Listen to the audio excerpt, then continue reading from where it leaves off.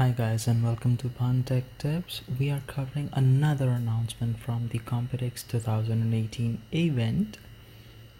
If you have not subscribed to the channel, please type in Tech Tips, hit enter and hit subscribe button and the bell icon.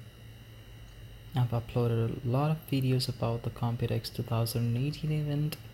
Please check all of them. Now today's video is about AMD, and it's all about AMD in the Computex 2018. This article is just like any other article from Anand Tech and uploaded by Ryan Smith. Thank you so much, Ryan, for uploading the article. And it says AMD Zen 2 update, 7nm Epyc in labs now, launching in 2019. So we have got a confirmation in Computex 2018 that the Epyc 7nm CPU will launch in 2019. They have not mentioned when exactly, but they have informed that it would be the second half of 2018 when they would sample, and the launch in 2019. Now, AMD previously roadmap called for the company to get silicon back around this time, begin sampling by the end of the year, and at Computex, the company has confirmed that they are right on schedule. That means that they are sampling the CPUs by the end of the year. They would get this sorted, and in 2019 we are expecting to see a 7nm Zen 2 Epyc CPU. They have already come up with a 32 core 64 threads CPU. You can check that somewhere here at the top right corner. I've uploaded the video on the channel. You can definitely check that out. Now this was another big announcement from AMD that they will come up with Epyc based Zen 2 7nm chip in 2019. They've not shared a lot of details except for this. The next generation Epyc will also use the same SP3 socket.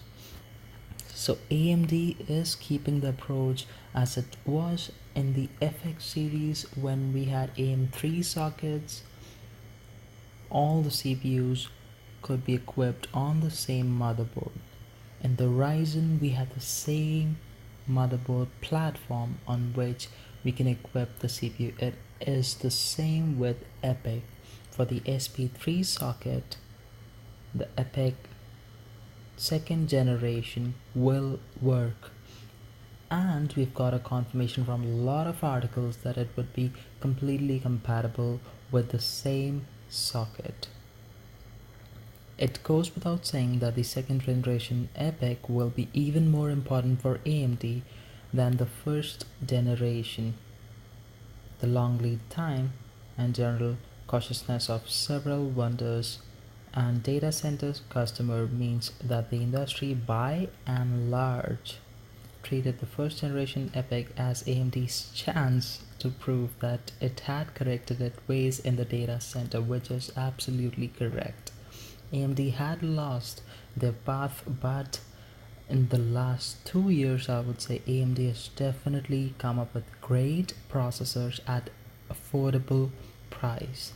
Now we are talking about 7nm CPU, and people who do not know what exactly the CPU die size does. So what happens is, if the die size shrinks, the transistors can be equipped in a CPU die with less size, which will reduce the manufacturing cost. Now when we are reducing the size of the CPU, we are definitely compromising on the TDP. We are definitely compromising on the temperatures. So heat dissipation would be a concern if the size of the die is shrinking, and it will reduce the manufacturing costs. So for the company, they would produce a product at a lower cost, sell it to a lower cost, and you might have to pay for your cooling of the CPU. That is the only difference between a 7 nanometer and a 12 nanometer CPU. An equivalent 7 and 12 nanometer CPU would work the same. They would be working at the same rate, at the same pace. The only difference would be that the heat dissipation on 7 nanometer would be a little difficult, would be a little different, and they can have the same transistors irrespective of the size of the CPU die. We will definitely keep a follow-up on all the other announcements from AMD and other brands as well. By that time, take care. Thank you for joining, and please subscribe the channel, hit the like button and share the video.